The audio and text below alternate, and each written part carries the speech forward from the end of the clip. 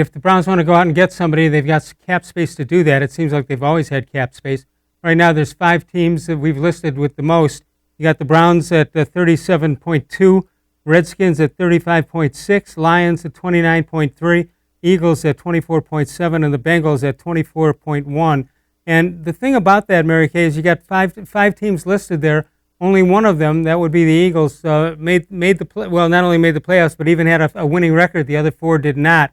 So is having the most cap space a good thing, a bad thing, or it depends on the situation? I think it depends on the situation. I really do. I mean, I think that, you'd have to look at that a year or two from now and see if it helped you and see how you allocated those resources. Were you able to take advantage of that money to bring in whatever, a Jadeveon Clowney or someone like that, that could help you get to the next level? Is it a good thing to let the money ride and not play it all out? Well, they have to be very cognizant of the players that they have big paydays coming up for, and that would be Myles Garrett and Baker Mayfield. They're going to have to pay these guys a ton of money going forward, providing that it works out that way. And of course, this is a big year for Baker Mayfield to determine that he's going to be the guy that gets that $30 million a year or whatever it's going to be. So they have to be very careful with their cap money right now. All right, so Jadeveon Clowney is still on the board, I guess. Adam Schefter said this on ESPN. I think the Browns have been the most aggressive team with him financially. I just think he's balked at going to Cleveland for whatever reason. I also think he's been hesitant to go because he wouldn't have gone already because it is the most money. Is that not wanting to be in the city? Is that a lack of belief in the organization? I don't know what it is, but for whatever reason, he's not been willing to take it so far. What do you think it is? Maybe he wants to just go back. He's still comfortable in Seattle, or he's playing the game to try to weasel some more money out?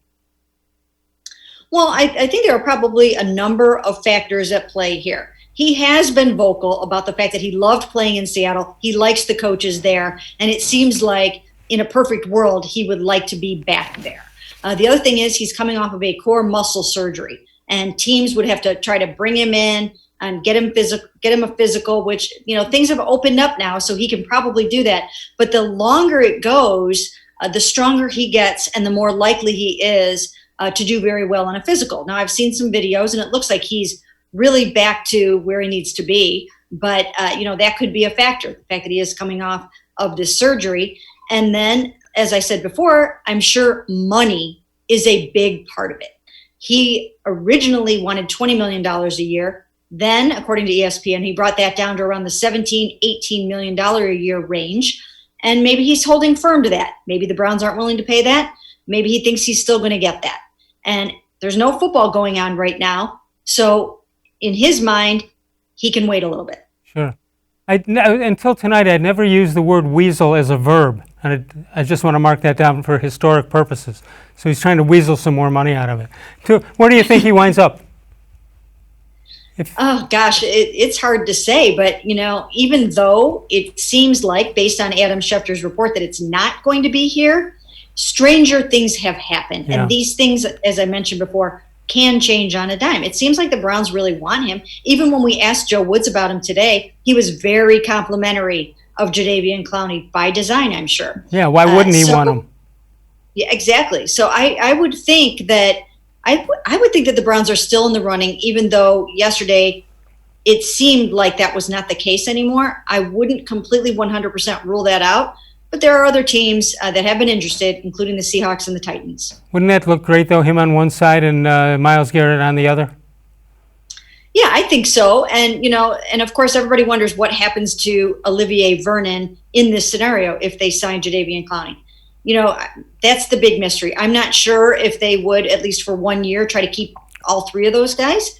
They probably could. They have the cap money to do that for this year. And that would certainly be quite the rotation if you had those 3 guys and then also Adrian Claiborne rolling in there and Chad Thomas as well. So, you could really mount quite a pass rush if you can bring Jadeveon Clowney in here.